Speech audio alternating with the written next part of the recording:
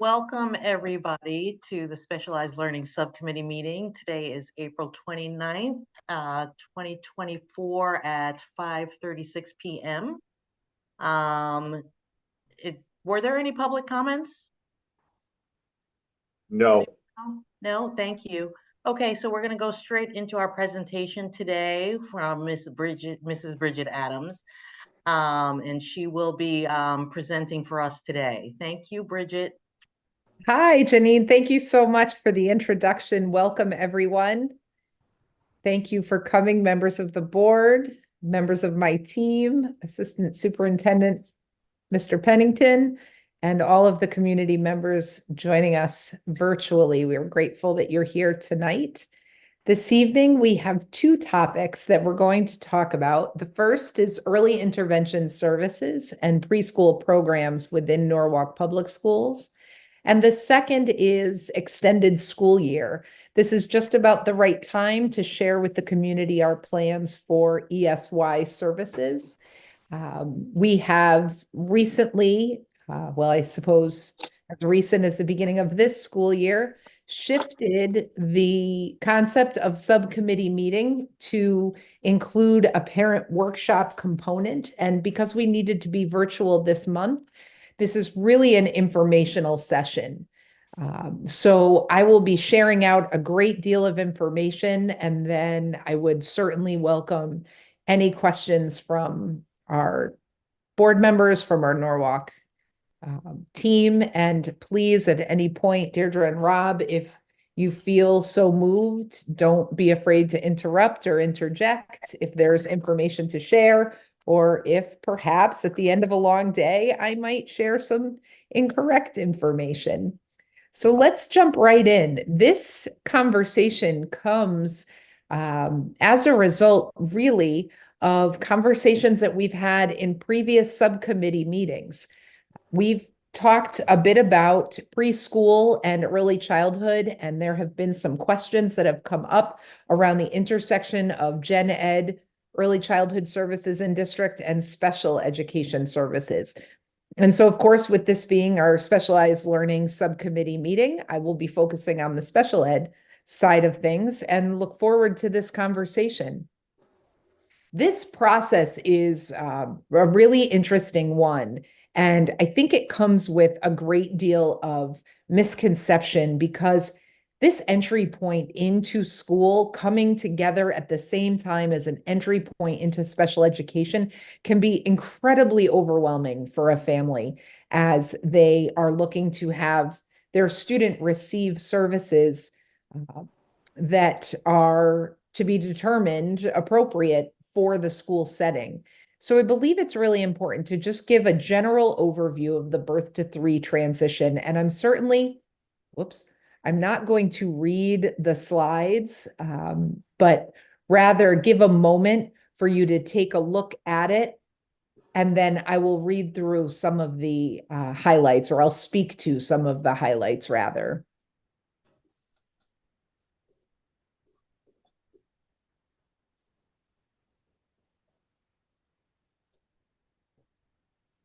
There are many agencies and systems in the state of Connecticut that provide services to children who are younger than 3 years of age. And it's these early intervention systems that focus on child development in the context of the family. A student receiving services through a birth to three provider will have a document called an individualized family service plan. This is really the first document that's developed that is individualized and focused on services that a student is receiving. These services can be delivered in the home, they can be delivered in a preschool setting, in a daycare setting, in the setting that is owned or provided by the birth to three service. When a student turns 3, those services shift from the responsibility of birth to three providers to the school district. And the shift that comes moves the services away from focusing on the child in the context of the family and into the context of school. When a student is receiving services at the district level, these services are not necessarily addressing the context of family, while they may still focus on fundamental skills, developmental milestones, behavioral needs, communication needs. They're now being delivered by a school district for the purposes of supporting educational needs and access to instruction. And so we as a district, the local education agency, often referred to as LEA, though we tend to use the word district more often than LEA, is responsible for determining if a student is eligible for those school services before their third birthday, and certainly no later than their third birthday. 2 meetings occur. A transition planning conference will happen with the birth to 3 provider, where the team is going to really talk about and focus on next steps for services and supports for a young person. And a school representative is invited to attend this meeting. It's at this meeting that the folks at the district meet the student for the first time in most cases. We are obligated upon meeting these students to provide FAPE, or a free and appropriate education, by age 3. We often will use the phrase FAPE by 3. And so all special education activities have to happen by that third birth date. That includes a referral to special education, which most often comes from the birth to 3 provider, evaluation to determine if a student is eligible for special ed services, and if they are eligible, to develop that IEP, all of which has to be in place, again, by that third birthday. If a student's birthday is on or after May 1st, and I'm going to use my own because it's the easiest in this equation for me to refer back to and not forget, my birthday is July 18th. So while I need to have an IEP developed by July 18th, now that's not the end of the school year, because these referral processes happen throughout the year. It's a full 12-month cycle. I have to have that IEP in place by July 18th. But my guardian can choose to have me remain in a circumstance where I'm receiving birth to 3 services right up until the start of the school year. So whatever school year I'm going to enroll for pre-K 3. That changed. That's recent, as of sort of the tail end of COVID is when we made that shift. And then there's also the circumstance where late referrals can come in. And when that is the case, if a referral is made close to my birthday or after my birthday, then we're going to follow the 45-day standard, which is what we're obligated to follow for any referral of a school-age child. Once a student is determined to be eligible for services, so for some students, these services may be only speech services. They may include behavioral services, academic services, perhaps occupational therapy, physical therapy, all of which is determined in collaboration with those birth to 3 providers, with the family, of course, and with the school team. Now we have to determine where those services will be delivered. And that's part of that process. So it's, am I eligible? Once I'm eligible, what are the appropriate services based on my needs? And where will I get those services?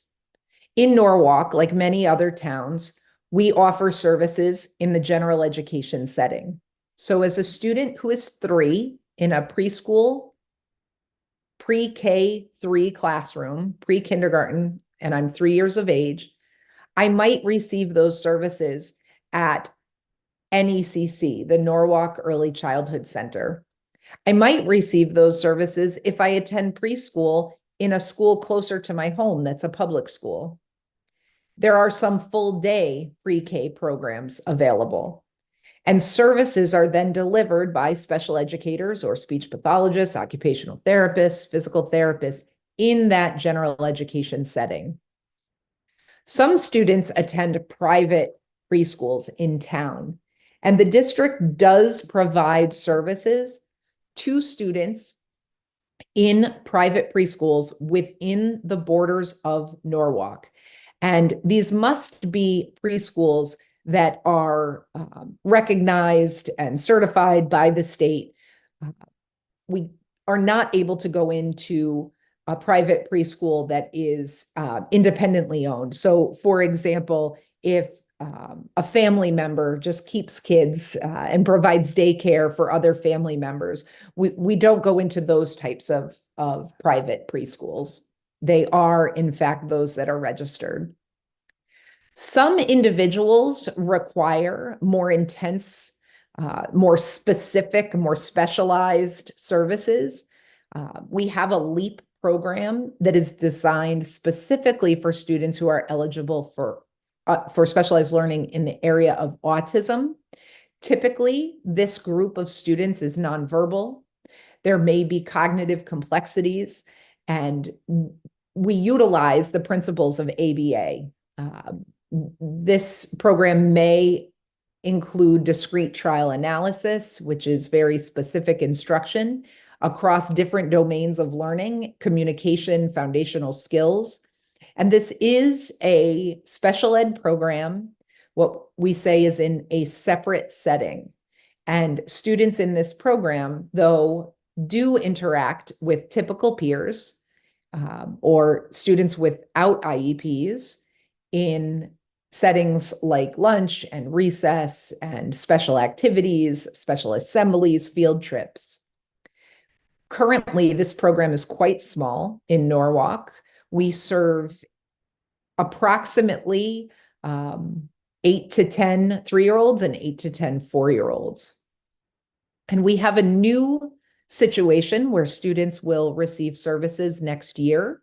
And we are referring to this as a pre-K 5. And this, again, services in the general ed setting. This will be a half-day program that parents may choose. And this is for parents who choose to have their student attend an additional year of preschool because they have a late birthday. Rob, was not to put you on the spot, but is there anything else that you'd like to add about the addition of that? No, I think you did a nice summation. It is for families that are looking for that extra year of pre-K. I believe in talking with NECC, we have roughly 7 families that are interested at this point. So That's I think great. that's where we are with this program, and this program may morph over time. I think as the legislation may become more familiar, and I could see it becoming more utilized. But at this point, I think a lot of our families are opting into starting kindergarten. Yeah, yeah. And so And could go you ahead. just a question?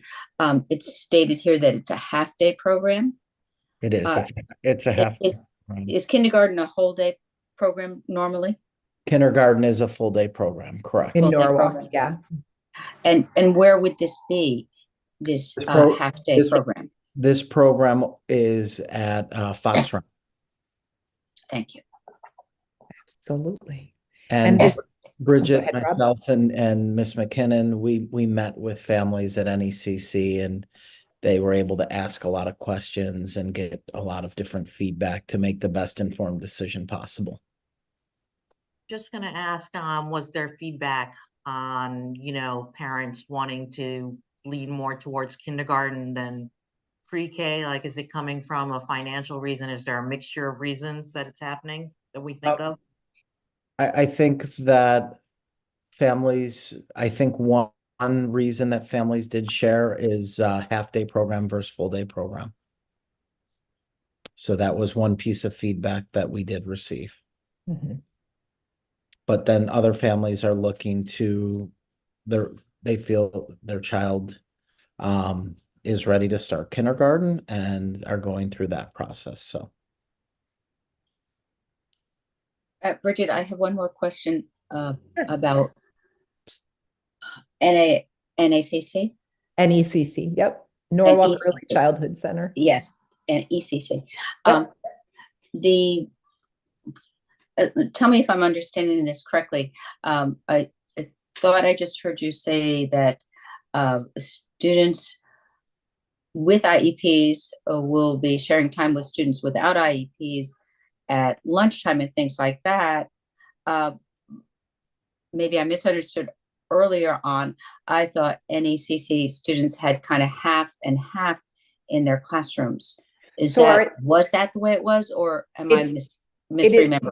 Nope, you're correct. What I was speaking to regarding lunch and recess were the students who are in the LEAP program. So the LEAP program is a specialized program that is a separate setting exclusively for students with IEPs who meet the criteria for that program. And so they spend the majority of their day together without time, with less time with students without IEPs. And so they absolutely do have time with non-disabled peers, but those times are less than the students who receive their services in a gen ed setting. And so every other class and section at NECC is in fact what we say integrated. And our intention is to always have a 50-50 split. If there are opportunities to have less students with IEPs, then we look for those opportunities as well. And that may be at NECC, or it may be at a neighborhood school as well. And just to go back, you just said every other section. What do you mean by that? All the other classes. So I use the word section because it's an AM session and a PM session. So they're half-day programs for the most part. And so the half-day programs, and then we also have full-day programs, are all general education where students with IEPs receive services. Yes. The only exception is LEAP. The only exception is LEAP. And then if possible, you're aiming for a 50-50 split in those classes, whether they're half day or full day at NECC. NECC or any preschool throughout the district, we're aiming for, I should more explicitly say less than 50-50. So we're looking to have more students without IEPs than we do students with IEPs. So if we go into 40-20, 45-25, we're looking to keep that ratio within the context and the expectation of the inclusion model set forth by the state. Thank you for clarifying that. Of course, of course. Thank you for asking. Yes, I had heard some questions about that from the community. Yes. So every student in pre-K 4 and in future years, pre-K 5, we'll have what we call in Norwalk a bridging meeting before the end of the school year. And the purpose is to transition students from a partial day to a full day in the cases where they're in a partial day program, because the IEP is written based on that placement, on those number of hours in a day. And so when we increase a student's school day, we need to reflect through revisions to the IEP that we are appropriately agreeing on services that suit the school day, the number of minutes in a day, the number of minutes in a week. Very often, we also bridge students from full day programs to full day programs when they're changing schools. While it's not necessary, because that IEP is built to be implemented in the full annual cycle at any school, not just in Norwalk, but in the country. We still have that conversation as a best practice in Norwalk to work with the receiving school. The parent has the opportunity to sit in PPT and review that IEP with a member of or more member or members from the receiving school with the current school present to articulate or share the child with the new school. Now, again, it's not an obligation to have a bridging meeting when the length of the school day is not changing, but we just tend to do it as best practice whenever a student moves schools. And so services and supports are reviewed, they're revised if necessary. I mentioned that members of the new team will arrive and be part of that team. And it's important to note that moving to full day does not mean that services double. That's a really important factor in this transition process because it's been conceptualized that I'm in a half-day program and I'm receiving, I'm going to make up a number, 2 hours a week of academic services. When I move to full day, I don't automatically require 4 hours because I haven't necessarily become needier or more disabled or have more concerns that need to be addressed by additional services. Rather, my school day's longer. So if the services are still appropriate and the team agrees, perhaps what we need to do is look at the accommodations. Are those still appropriate given the extended day? What are all of the factors in this IEP and how are they impacted by an increased day? Those are the questions we're answering when we come to PPT. Always considering educational benefit, which I know you guys have heard me talk about before. And educational benefit is defined as benefit received from an education as illustrated by the IEP, where we look at all of the areas of concern in the present levels. We ensure that we have written goals and objectives to address those areas of concern. And then we look to make sure that our services are appropriate and will allow the adequate amount of time for a student to make meaningful progress toward their goals and objectives. And so this is the work of the PPT always, ensuring educational benefit. And that is what I have to share with you related to early childhood services in Norwalk. I'm happy to pause for questions before we go into extended school year, or we can save everything up for the end. I defer to the folks who are here. I would like to comment that your statement before that it is a little complex or confusing. Okay. And I'm a note taker, so I'm taking notes on this, and I see the logic, but it has many folds to unpack. So thank you for explaining, and I will do my best to share that with community members. Excellent. And I can try to unpack it a bit more if that would be helpful. I think we're good for right now. All right. On my good. side. And I'm always happy to talk further.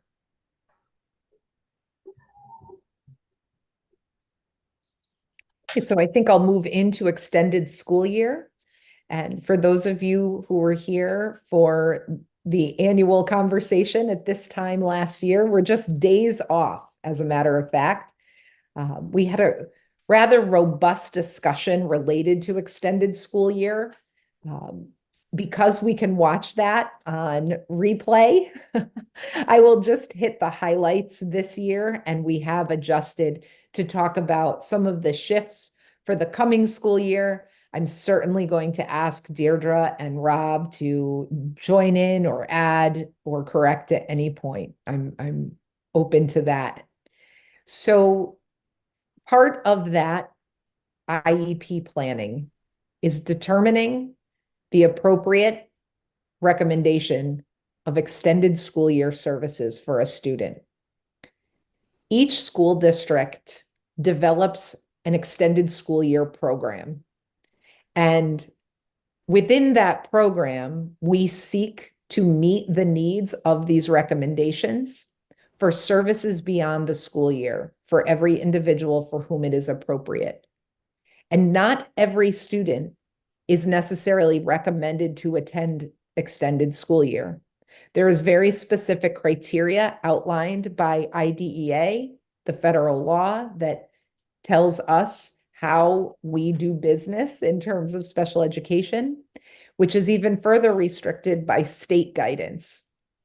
And so when we are creating a program to meet these needs, we have to keep two things in mind. how do we best meet the needs of the majority of the students for whom this is recommended? And the second piece is, how do we meet the needs of those students for whom this program won't fulfill the need? And so to give a concrete example of that, most often we can fulfill those needs within the program we design, but there are occasions that an IEP recommends extended school year services beyond that program. It's quite rare. It is incredibly individualized. And know that while that isn't the bulk of this conversation, it is an important facet to the law and to how we do plan this for students. It's also important to note that a recommendation for extended school year is not a mandate. Extended school year is similar to transportation.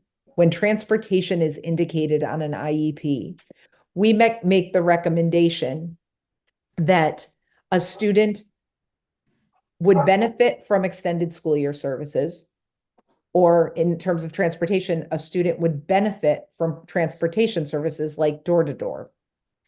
A parent has the right to say, no, thank you. I'll drive my child myself.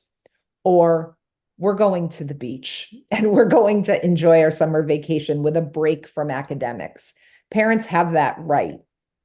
Different from mandated services during the school year. Excuse me for 1 second. I'm trying to, I see. Okay. We might have a dog barking in a minute, so I wanted to be prepared to quieten her down. Mandated services like a related service, such as a speech service 2 times a week for 30 minutes, is mandated within the school year on that annual IEP. In this case, a parent can't say no, thank you, because there are certain services on an IEP that are mandated. Lucy, I apologize, everyone. I saw that coming because the neighbor came home.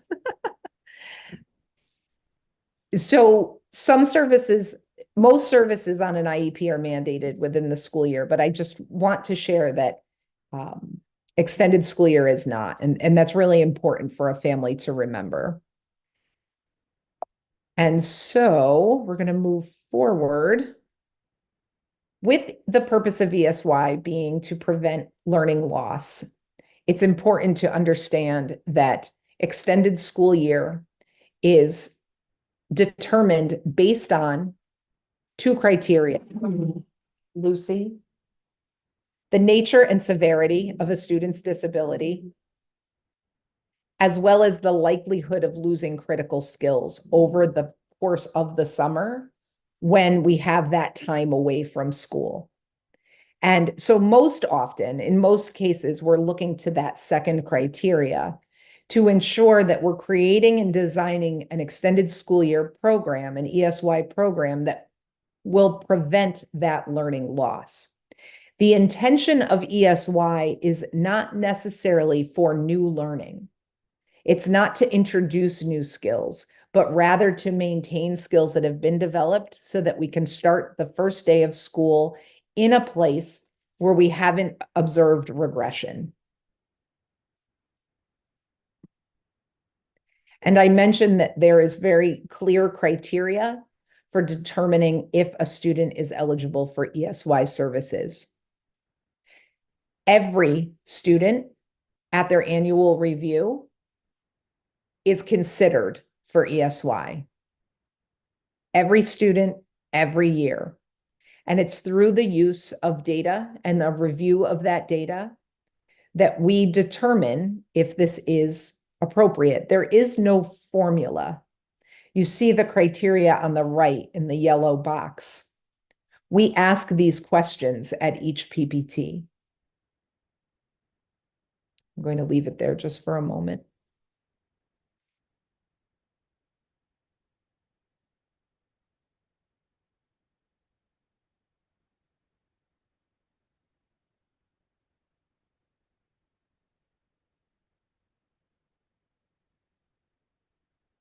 And remembering that there is no formula.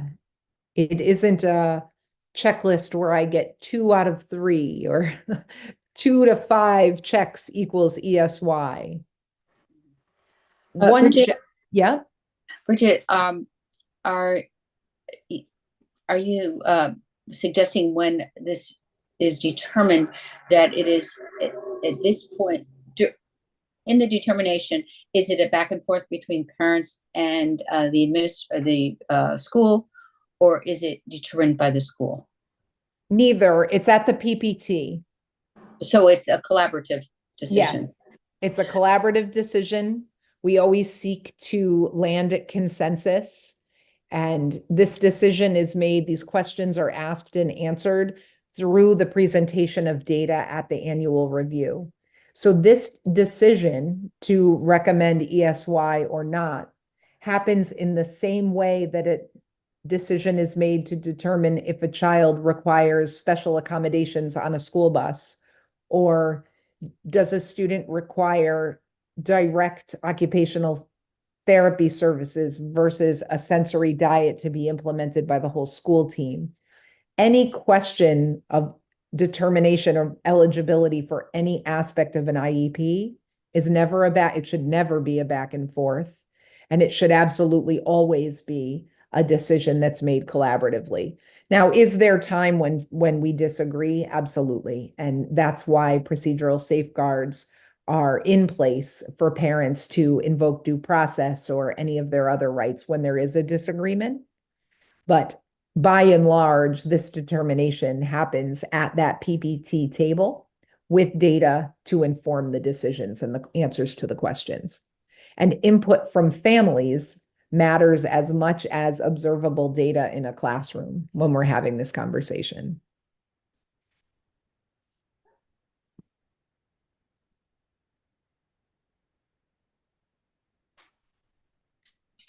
So this year we have a few changes to the structure of the ESY program in Norwalk. You may remember that last year, this top section that's indicated for K to 5 was for students in kindergarten through 3rd grade. Because of the structure of ESY last year, students in 4th and 5th grade did not have time with non-disabled peers that at their grade level. They did interact with students without disabilities or without IEPs during those times, like field trips or snack or lunch or food breaks or recess. But those individuals were in the lower grades because our summer academy ran from K to 3. We're extremely pleased that we have increased summer academy up and through grade 5. So our ESY structure is able to allow for students to be part of summer academy and receive their services within a general education setting, almost exactly as they are in terms of location on their IEP. So some students receive their services in a gen ed classroom. Some students step out of the gen ed classroom to have services in a small group or individually in a separate setting. Both are now true for grades K through 5. So we celebrate that. It's actually quite rare that an individual has or is recommended for ESY if they are not in a specialized program. So those students in specialized programs, for the most part, are those who are recommended for ESY at the middle school level. And so all of our students with this recommendation will be in one location at Ponus Ridge. And while they'll receive their specialized instruction and related services in a separate setting, and it does in fact say here that students participate in lunch, recess, and field trips with typically developing peers. It is in fact a typo on the spreadsheet, on the presentation, so please forgive me for that. At the middle school level, all of our ESY programs are separate from general education programs, simply because we don't have general education middle school programs.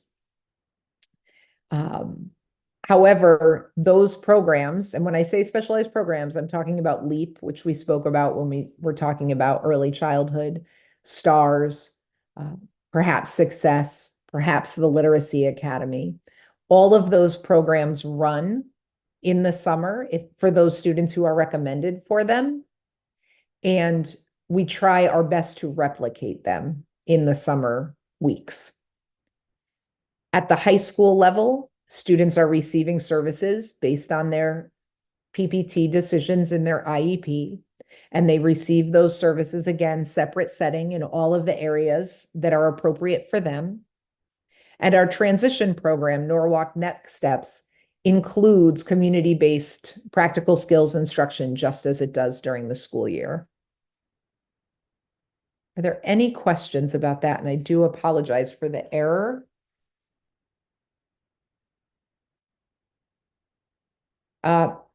Mary Ellen, you are muted.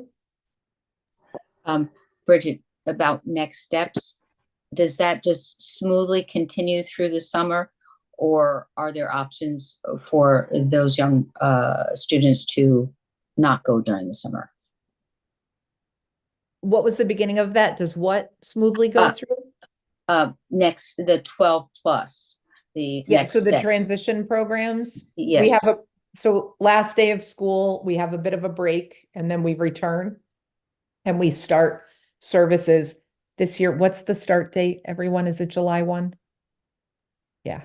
July 1 to August 1. Yes. July 1 to August 1. So those services are there for that month period. And my question was, does that student have the option not to do the summer and still be in the transition program? Absolutely. It's just like every other student with that ESY recommendation. We'll make the recommendation. It will be memorialized on the document. A student who is over the age of 18 and is their own guardian can make that decision for themselves. And if a parent is the guardian of that adult over 18, they make that decision. Thank you. We actually, I'll talk about this in a moment with our process. We ask families if they plan to attend. We also provide all related services that are determined to be appropriate for ESY services. It doesn't necessarily mean that a student who receives speech service will also receive speech service during ESY. We go back to that criteria again. Nature and severity and opportunity for learning loss. Sometimes a student will only be recommended for speech and counseling, and the academic services aren't necessary. So it's very individualized. It's always, in all cases, determined by what an individual needs and requires, and that the data shows us. These are the locations this year. Thank you, Deirdre, for putting this together. In the first column is the school location where an ESY program is occurring. And in the second, the schools that will attend that program at that school, the times of the program, and then over to the right, those programs. And I am going to mute myself for just one moment and plug in so I don't lose you all. Rob and Deirdre, if you want to pick up anything here, please do.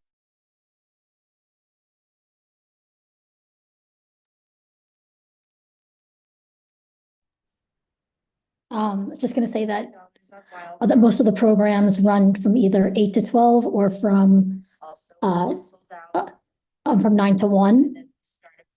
They're 4-hour programs, except for actually Park Street. There is a typo. Park Street is going to be running from 9:30 to 2:30. So I'll make sure to fix that. Thank you for that, Deirdre. Mm-hmm. Rob, did you have anything to add? No? No, I think it's a good explanation of the programs, the schedule, and what our overall plan is. Fantastic. I will just show that there are a series of slides that provide an example of what a day in the life might be. This is for our K-5 Summer Academy and Extended School Year programs. These are all of our elementary schools. This is a sample schedule of what one of those specialized programs like a LEAP or a STARS, a day in those programs.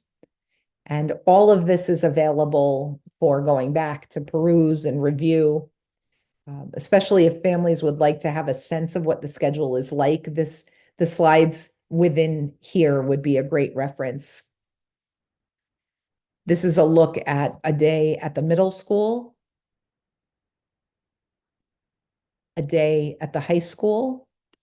And I realize I'm going through rather quickly. I can always go back, but for the sake of time, next steps, sample schedule. This is that transition program, Mary Ellen, that we were talking about. Yes. Yes. And then I just share with you that we have a lot of work to do.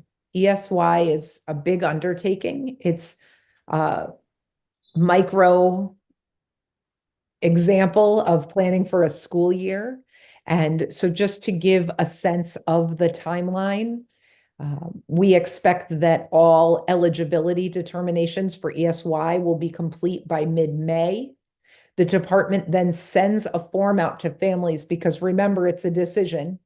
So we send out an interest survey and ask if families intend to send their students. From the return of those RSVPs, we create our class lists. And then we also confirm and create our transportation lists and send back to families.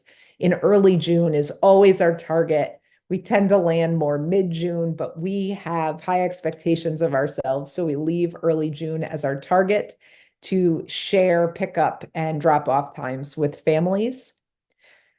Concurrently, we're confirming staffing. The department met this morning to talk about the current state of staffing and the needs that we have across the district to ensure that we have teachers, related service providers, paras to ride buses, RBTs, everyone we need for our robust programs.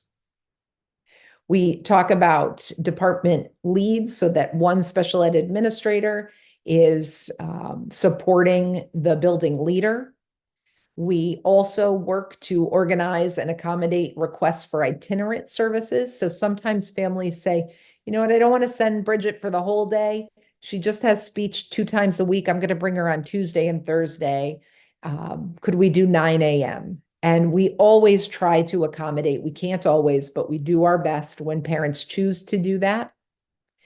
And throughout the course of the summer, while the services are being implemented, we are ensuring that the entire process is memorialized in CT SEDS. Attendance is taken and held. Our progress monitoring and data collection systems are intact. And then the last piece of this is that we are providing training for staff in late June. So we have a lot to do in the coming month, and we're excited to do it. Summer oftentimes feels like a nice breath for everyone to dress a little more comfortably, enjoy the warm weather and the sunshine and vitamin D, and really engage in some solid instruction during that time. So it's certainly a highlight for a lot of us. And with that, actually allowing the grace of a little bit more time, and I'm happy because usually, I'm going to the bitter end. So we have some time for questions and answers, and certainly we can talk about early childhood, or we can talk about ESY, or if there are any other questions about any other topics we want to touch on tonight, we're happy to talk about them.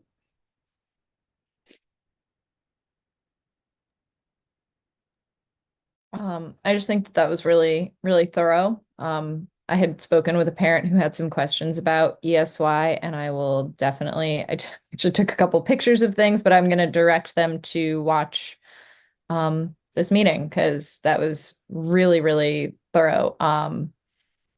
So thank you. And Ashley, we'll get the slide deck over to you. Okay, that would be great. Yeah. Thanks. I'll pass that Absolutely. over as well.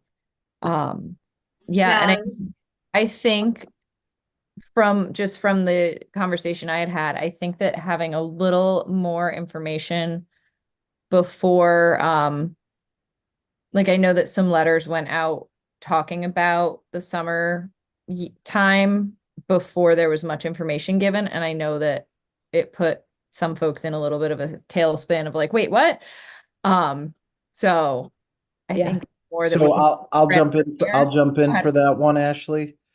Just so I can give you a little bit of, information around it. So in February, we try to send out our first letters so that parents are well informed. I know that it can be a little alarming. But what would happen when we would send them in May after their EOY testing or end of year testing is that parents would come back and say, well, we've booked a vacation and we're not going to be here. And one of our policies is that students are required to attend summer academy. And so K through 3. And so we want to make sure parents are well informed, and we try to make the letters that if school were to end today, and it does open up conversation, but I understand that it's a little alarming, but that's why it's connected to the second trimester parent teacher conference so that there is an opportunity to have those questions. So I just wanted to give you like our rationale for sending out that information in February. It's just really to keep parents best informed. And we do try to put a lot of information, and then when they come in for their parent teacher conferences, it really gives them the opportunity to have a conversation about what this information means. Gotcha. No, I think sending something early makes a lot of sense. I think that in this particular case, there was just a little confusion about what it meant as somebody who was new to the district. No, And absolutely. Summer Academy and ESY can at times be used interchangeably, and that does get confusing as well. Summer Academy is for students in K through 5. And ESY is pre-K through transition years if you have an IEP. So, yeah, anything you could do to help us clarify that, we're so grateful for, because we know how confusing multiple summer programs can be.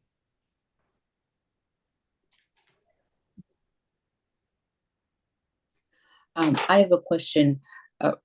Really, I think it pertains for both you and Bridget and Rob, but what about the cohort of kindergarten kids that are coming in that are younger? What about that group? Is it a larger group than you were anticipating? Is it there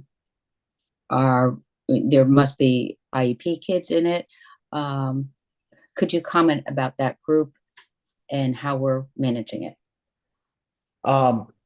Right now, I believe that the Family Center has, because they have to take that assessment, they've assessed 140 students that will turn 5 sometime between September 1 and December 31. So right now we're at roughly 140 students and that is typical. I mean, these are students that this year would be in kindergarten. So we are expecting a decent number of students who would historically have been in kindergarten coming to kindergarten, but we do know that we have families that are taking advantage or following that, not registering their child and doing another year of pre-K or some other program. So it varies from year to year. Last year, we had 250 students that fell into that, having birthdays from September 1 to December 31. And right now we have 140 have been assessed for kindergarten, just to give you some concrete numbers. Are we going to continue? I know that we're doing that assessment this year.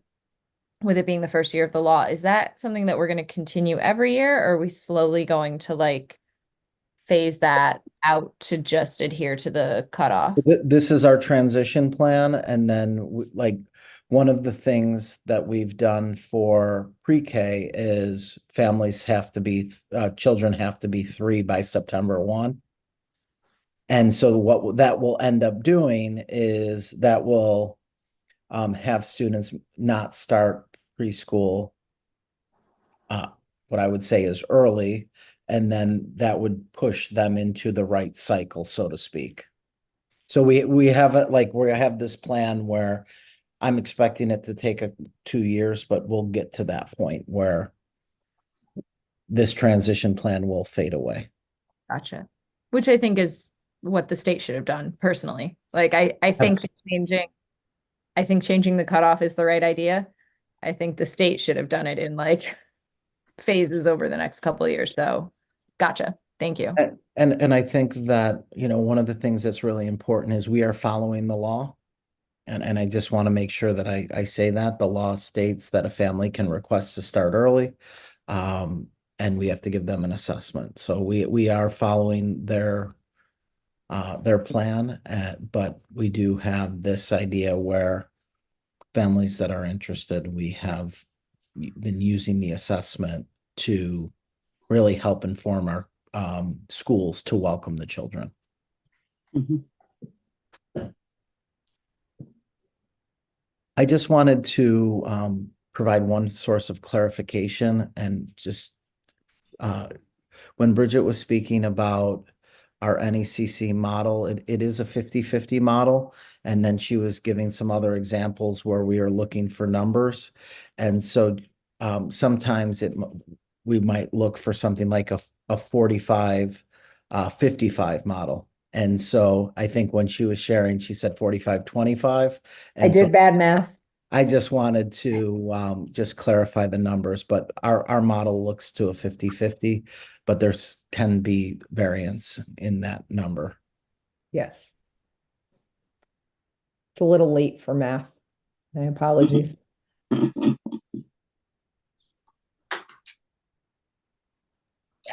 understood. Thank you again for all the thorough information. I'm going to agree with Ashley that it was very thorough, lots of information to take in. It makes me almost tired thinking of all the work that you guys have to do and that you are doing.